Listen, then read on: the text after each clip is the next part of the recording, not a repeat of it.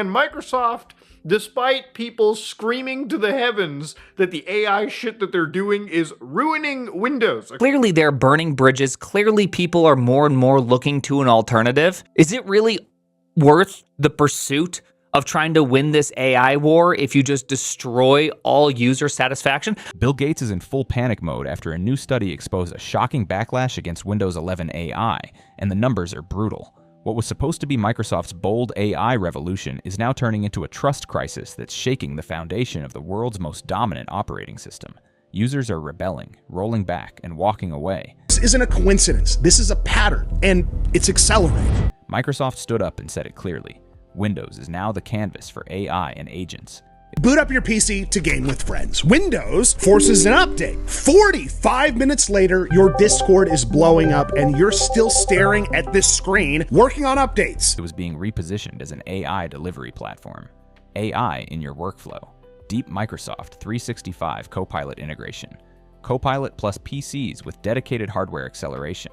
The message was ambitious, but for many users, it also felt forced. And now, what's left feels less like a tool for creativity and more like an ad platform wrapped in AI features that no one asked for. Microsoft's first update of 2026 bricked thousands of PCs. We're talking black screens, boot failures, Outlook not wanting to open. While executives talked about intelligent agents and productivity breakthroughs, users were asking a simpler question.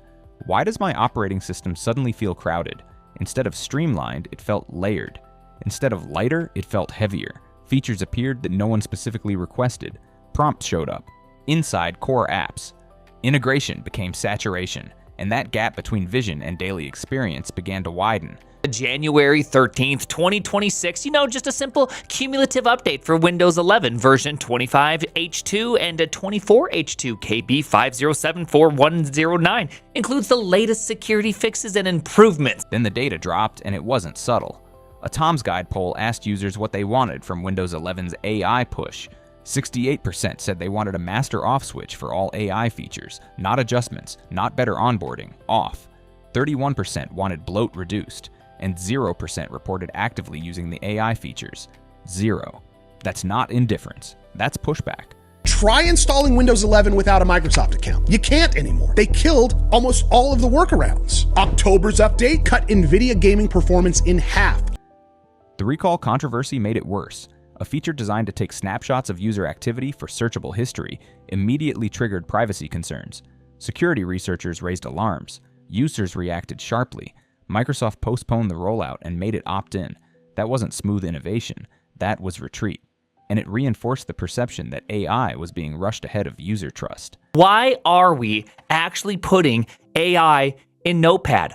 How about this one? Crazy idea. So you could get to skip it. Well, Microsoft killed that in 2025 for, quote, security. But people found other workarounds, and guess what? Microsoft is killing those too. Microsoft is blocking more ways to set up a Windows 11 local account. They're not making Windows better. They're making it impossible. Meanwhile, Copilot expanded everywhere. Inside File Explorer, inside Notepad, embedded.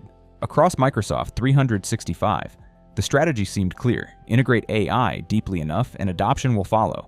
But the numbers told a different story. Copilot sits at roughly 20 million weekly users. Compare that to ChatGPT's 400 million weekly users. Paid Copilot adoption among Microsoft 365 users is only 3%. On the web, Copilot's market share is under 1%, while ChatGPT holds 64.5% and Gemini 21%. Even with operating system level integration, users are choosing other AI platforms. That disconnect matters. If AI is the future of Windows and Windows reaches over 1 billion devices, why aren't users embracing the built-in assistant? Had 11,000 security vulnerabilities in 2025. That's an 845% increase from 2024. 845%. Then came the adoption shock.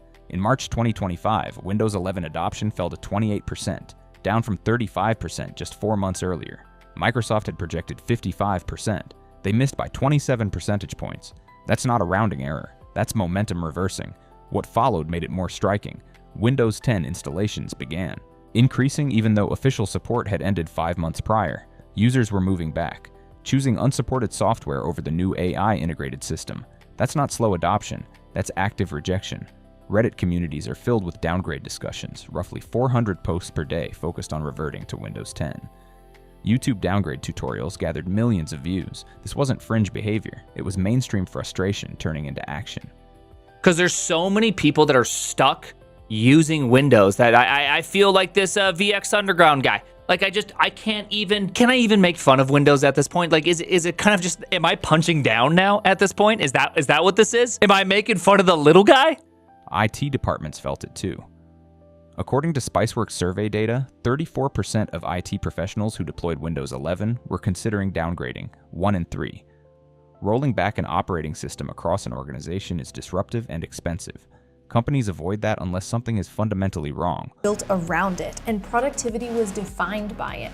For a while, it felt like Windows would last forever, but that kind of comfort always sets up for the next disruption. The cracks started to show with Windows 8. One Chicago law firm upgraded 180 workstations. Within 3 months, measured productivity dropped 14%. Same hardware, same employees, same tasks. Complaints piled up about taskbar limitations, workflow, changes, Copilot interruptions, and forced Microsoft account integration, complicating domain environments. The firm executed a full rollback. 2 weeks of planning, reinstallations, reconfiguration, short-term disruption accepted. Within a week of returning to Windows 10, productivity recovered and complaints stopped. That reversal was measurable, and measurable reversals change narratives quickly. It's still going on. They've already pushed 2 out-of-band updates, not their standard updates, to fix the problems. And this has survived. This bug has survived multiple out-of-band updates. Honestly, at this point, I actually just feel bad. At the same time, a routine Patch Tuesday update temporarily broke localhost functionality. Core networking features malfunctioned, and emergency rollback was required. While Microsoft was promoting AI transformation, basic system stability faltered. The contrast was hard to ignore. Users began asking whether resources were being directed toward innovation headlines instead of foundational reliability. 507-4109 rolls right off the tongue. That's the January 2026 update that broke everything, and it's not an outlier. It's just this month's entry in what was already a catastrophic 2025. Performance benchmarks added more fuel. Independent testing showed that gaming performance drops by 3 to 8%. In competitive scenarios, one esports player reported that frame rates fell from 340 frames per second on Windows 10 to 290 frames per second on Windows 11 on identical hardware. Application launch times were measured 15 to 20% slower in some cases. Video rendering in tools like DaVinci Resolve and Adobe Premiere showed export times 6 to 8% longer. Machine learning workloads ran over 12% slower in certain tests. Microsoft maintained that Windows 11 was optimized for modern hardware, but benchmark data challenged that narrative. When a new operating system performs worse at gaming, editing, and other compute-intensive tasks, users begin questioning its priorities. Everything ended up breaking. We're talking about so many apps wouldn't launch, and this little Windows just being smashed and nothing happened. It just kind of hurts me because Then came interface friction. The taskbar could no longer be moved from the bottom. Features present since Windows 95 were removed. The redesigned right-click menu added an extra step to reach common options. The Start menu lost customization flexibility.